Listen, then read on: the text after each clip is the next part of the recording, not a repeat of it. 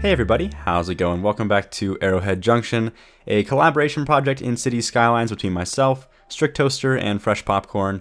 We are picking up where Strict Toaster left off last time with this new little area in the region called Zamora Flats.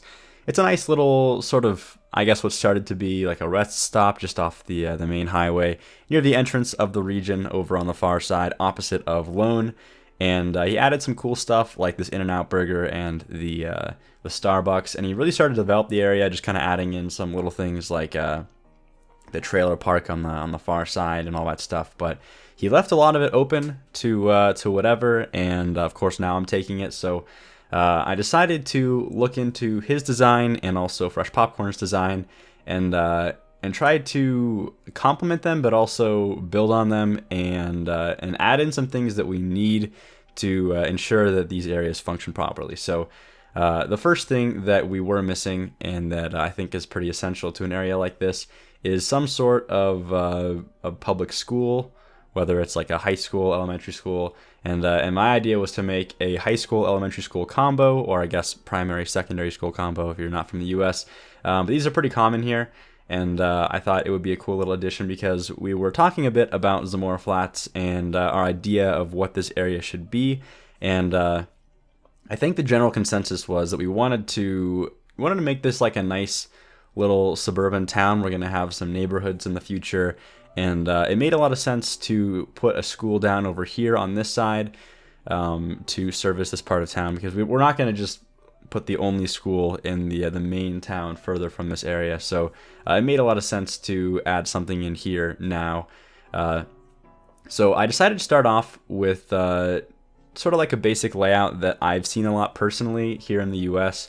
I actually based it a lot off of the high school that I used to go to, and I thought it would be just, I don't know, I thought it'd be a cool way to make this area feel a little bit more like I don't know, I didn't want to just like throw down some high school and I wanted to make it like a nice looking little area. I wanted to have like some ball fields and things. I wanted to have like nice parking and just, really go all out on this school. And I never really tried this before. I never really like expanded on the in-game high school and elementary school. So this idea I think was really fun to play with, and I had a lot of fun doing it. So hopefully you guys also enjoy the way this whole thing takes shape. But as you can see, I started by putting it on the high school over on the far corner, and then I also threw it on elementary school on the sort of the end of the road over there. But the way that it works right now is I'm using those little single, well, I guess they are 2-lane roads, but they're really narrow, the single unit roads, just to make a little like one-way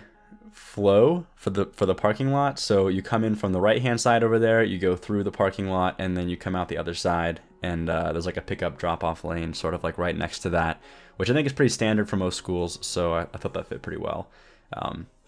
Now, I decided to take a break from the main school itself. I took a bit of inspiration there, you can see, from Fresh Popcorn's baseball diamond. Now, I remember actually when we were talking about building it, and we were all just chatting in the Skype, and I mentioned like, hey, it'd be pretty cool to like build your own ball diamond. Don't go like to the workshop, try building it yourself.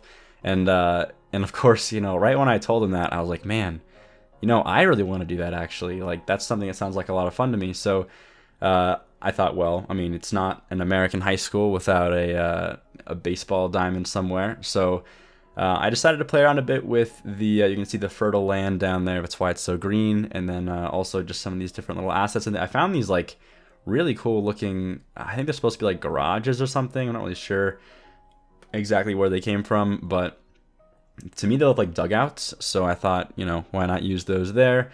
We had a bit of like a high fence on the back for the backstop, and then of course it'll jump down to a regular height fence around the outside. But I thought this was like a really cool idea. I didn't want to just take an asset from the workshop. I wanted to make something custom that I don't know, felt a bit more like a high school baseball diamond and less like one of those like well-groomed, college or professional baseball. I played a lot of baseball in high school actually, and before high school, so I don't know, just something about the look of these maybe less than maintained ball. And this is actually not even that bad. Like, this one looks pretty, it's got like a backstop, and it's got what looks to be actual grass in the middle. It's not just like straight dirt all the way through the infield. So it's got some like elements that show that it's not just a completely like it's got some substance here, but it's not like a super nice, well maintained, like the outfield is mowed every week or whatever, or probably even more than once a week if it's a college field, but whatever. I wanted to try and shake out a bit and add some more details and things there. So we'll get back to that in a minute. I think I kind of jump around here with the sporting complex. I wanted to add different things.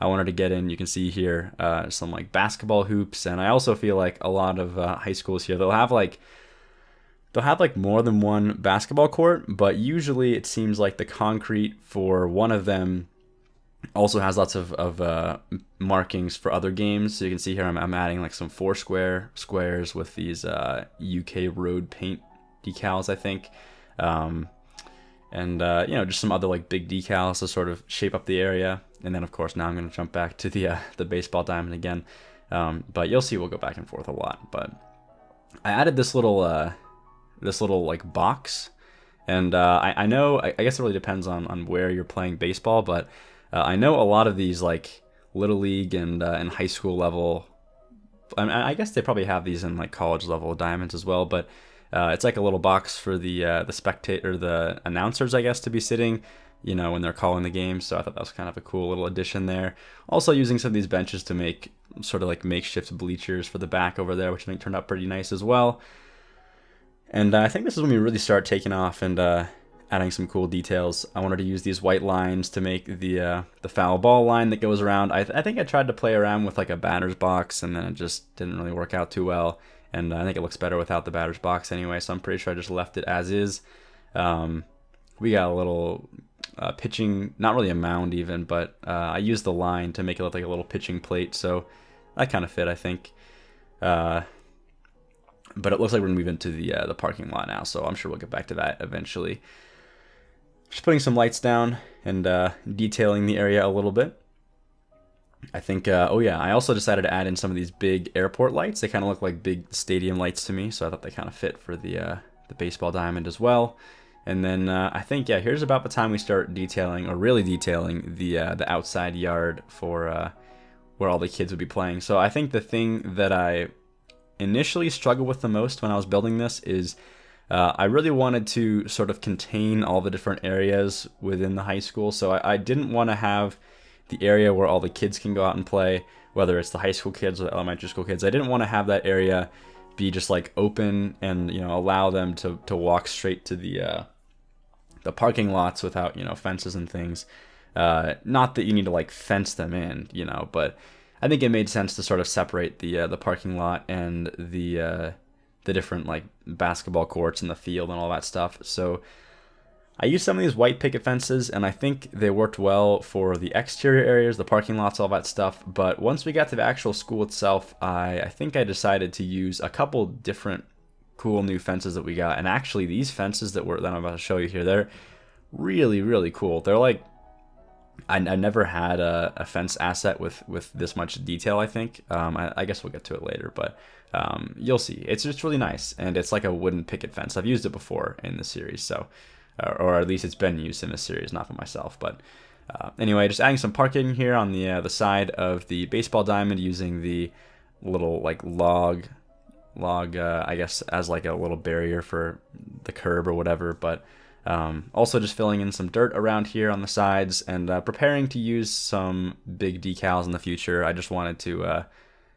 get the surface painter tool going so we could have like a basis for that, and then throwing down some different places to sit and eat lunch. You'd probably have lots of places to sit down and benches and stuff all around this area if they're serving lunch and you're going outside for lunch. I don't know if that's pretty common, at least with my school. It was like you're allowed to go out to eat and you could go out to the playground, and it's kind of like a combined lunch and recess time, so kids can go out and do that. So I thought, why not have some places outside to eat and places to sit down, have your food and whatever, and relax during your break.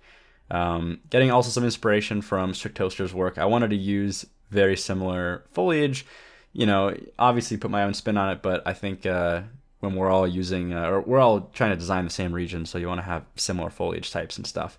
I did use a little bit more like flowers and I guess just general foliage that would be like maintained and groomed, and I figured that would be something specific to like a high school. You know, you'd probably have like a flower garden kind of area out in the front by the pickup and drop off area, so that's why that's there. But for the most part around it, you'll see I'm using very similar foliage patterns to Fresh Popcorn and Strict Toaster. And then I'm just trying to use these like little bushes and things to spice up the areas around the school. And you know, obviously as you get further away, it gets really dry and barren, but I figured in the areas like immediately next to the high school, you'd have some little bits of foliage here and there. So that's what I'm doing. And then finally using these big decals and stuff, because I'm messing around with the rocks a bit. I don't think it's going to work out too well, but these big decals really do make a difference. You can even see just that big like worn down decal I had on the basketball court was really helping quite a bit, I think, with like making that concrete look a bit more interesting, a bit less repetitive. So adding some foliage around the baseball diamond now. Wanted to throw in some different like cacti and grass, wild grass, all that stuff. So that's going in over there. I love these like pink cherry blossom bushes. They look really, really good. So I wanted to throw those in a bit in the flower garden area. But I do think that adding in this ground foliage really does help spice up the areas around the baseball diamond especially. But I think the diamond itself is pretty much done, actually. It's about finished at this point. We're just throwing in the foliage and stuff at this point, and then I think we'll eventually move on to the fencing and stuff that I was talking about earlier. I just wanted to get in a few little details like this bike racks and things, which are obviously really common in like a place like a high school. You know, some trash cans, the general things you'd see outside in areas like this. But here we go. Here's the fence that I was talking about. This fence looks really, really good. I think I actually ended up going back and installing this one in Rhinestone Island and all my other series as well. So definitely a really good looking fence. Highly recommended. But anyway, throwing in some decals and things here and there, just like some, you know, some dirt and things and whatnot. Also some bushes and stuff. I wanted the inner areas of the park to look, or the outdoor area for the high school to look a little bit more, I don't know, green, I guess, and like nice, even though the areas around it be pretty like dry and barren. I also expanded the fence along the foul ball line, just like all the way out, which I think is pretty common with most baseball diamonds. And then I, of course, left a little space for the at the end there. Now I did struggle with this a lot. Originally, I wasn't planning on putting a fence at the end there, like a home run fence or whatever, but I kind of realized afterwards that it was probably necessary. I don't think you want to have a high school baseball diamond that literally just like goes straight into this like raging river with like no fence in between the outfield and the river. So that's why I threw down that fence there at the end. So I think it would have fit a bit more, you know, with the whole style of it being like this more high school or little league level baseball diamond to not have a fence at the end. But at the same time, it really made no sense logistically to have an open outfield that just went straight to a raging river. So that's the solution I came up with there. But I love these like different variants of foliage. I gotta say, I think of all the cool new things I gotta play with assets wise in this series, definitely the foliage is like one of the coolest parts. So anyway, we're finally moving on from the high school. So this next part that I wanted to do here, this is sort of in preparation for what I was talking about earlier. We wanted to have a sort of like a suburban, you know, neighborhoods and things over on this side. And because of that, we needed to have a second exit. So the idea was, and I talked to Strict Toaster about this quite a bit over Skype, but what it seems to us like is a lot of these like places like this in you know, Midwest United States, like New Mexico and even like parts of Colorado and Utah and whatever. It seems like when you have small towns like this, oftentimes there's like one exit that goes directly to the sort of town area with all the commercial stuff, and then one exit that services the neighborhoods. So what I'm working on right now is an interchange that, and it's a very simple interchange, like mostly just an exit that will service the mostly the residents of this area. So if you actually lived here, you'd probably be getting off at this stop and then going to your house from here. And then that way we kind of separate the traffic that's going just for the commercial stuff in the part of town from the all the different residents that actually live here. So, and then on top of that, I tried to sort of spice up this area a bit. It is like very close to Strict Toaster's previous sort of, I guess it's supposed to be like a kind of like a rundown train cargo stop in a sense. So I thought it'd be kind of cool to have like underneath this little overpass some sort of like abandoned factory, and we'd have some warehouses that sort of match the ones he already put down, just like as a storage area. I also threw down some tanks in the future here that would possibly hold some like liquid cargo, like oil or gas or whatever. So got a little like, what would you even call this? Like a power station, like I don't know what you'd even call that, but anyway, just throwing one of these down as well. But I wanted to have this whole area be like an expansion of Strict Toaster's work earlier on. So that's where the inspiration for this came from. And on top of that, I just kind of felt like this whole interchange, this whole intersection just felt a little bit floaty, if that's like the word that I would use. It's all elevated, and I wanted to have something like right next to it to sort of dampen that a little bit. But even still, I wasn't 100% happy with the final result. I knew that it was missing a few things, and I'll be handing it off to Fresh Popcorn next episode, and then Strict Toaster from there. And I'm actually planning on leaving a lot of this area, especially the suburban, the neighborhoods and all that stuff, to those two for the future. So I will definitely be letting them kind of expand on my design. I just wanted to get like a baseline down and then move on from there. But the main goal was definitely to be finishing off this little industrial area, make it look nice. So that's what's happening right now. Just throwing in some little some tanks that would be, again, holding maybe some like liquid cargo or something, and just like storage space in general all around this area.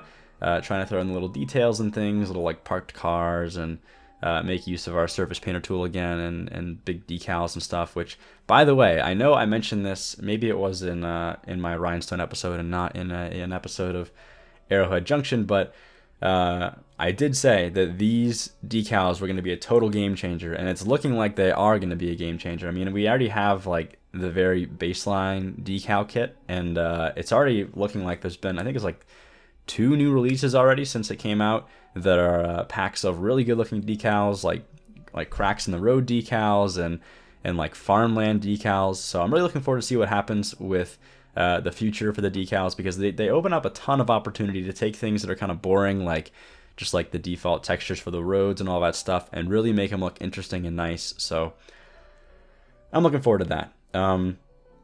Now, let's talk a bit about this area over here. So I'm throwing down some foliage now, and you can see that sort of the pattern that I'm following is like these clusters of bushes. Now, I've lived in an area like this all my life. I lived in Colorado. I grew up in Colorado.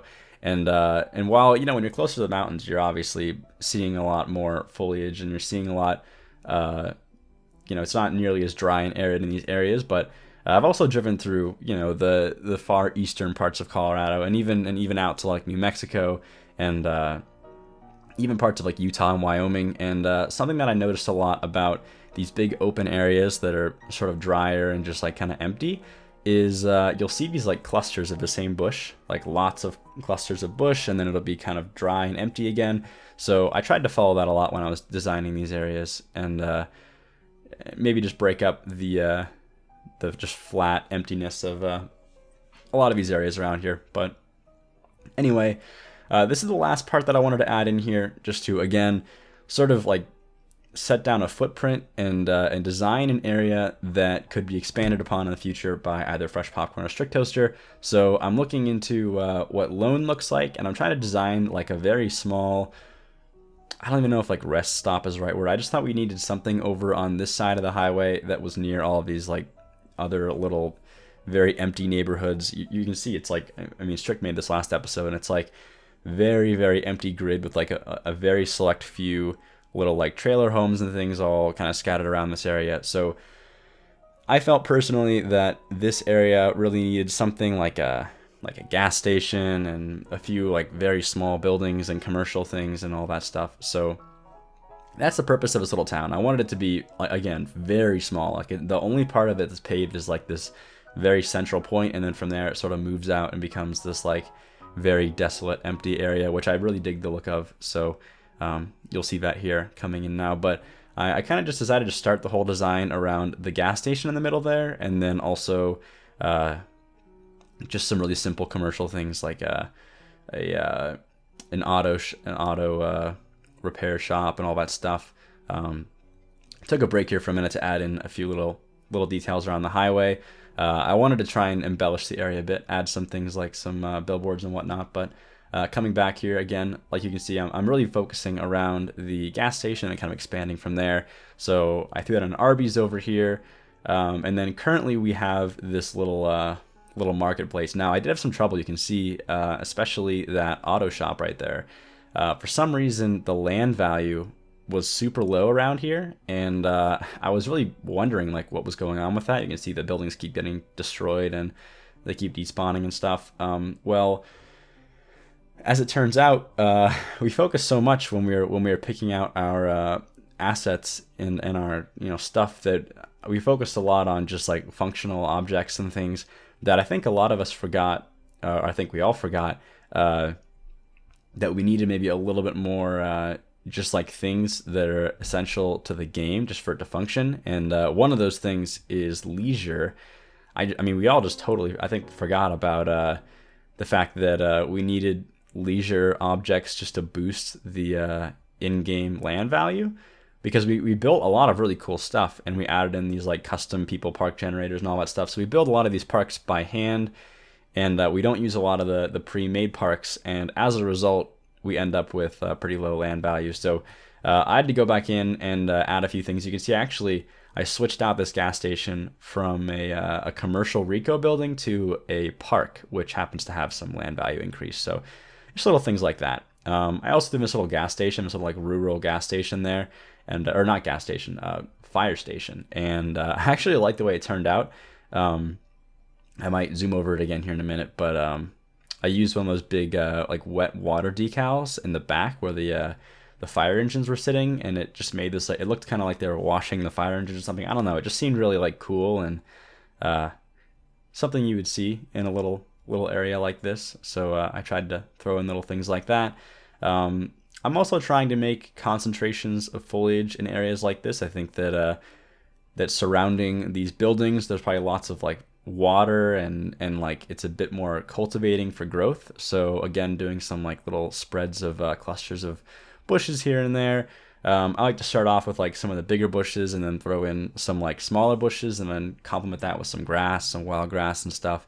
And man, the foliage that we got, the selection for this collection is really awesome. I definitely recommend, even if you have trouble running the whole collection, I recommend just going in and checking out the foliage we got, because I feel like we got like some of the best right now. And this is stuff that I didn't even know was on the workshop, because I just haven't added stuff in so long to my collection personally.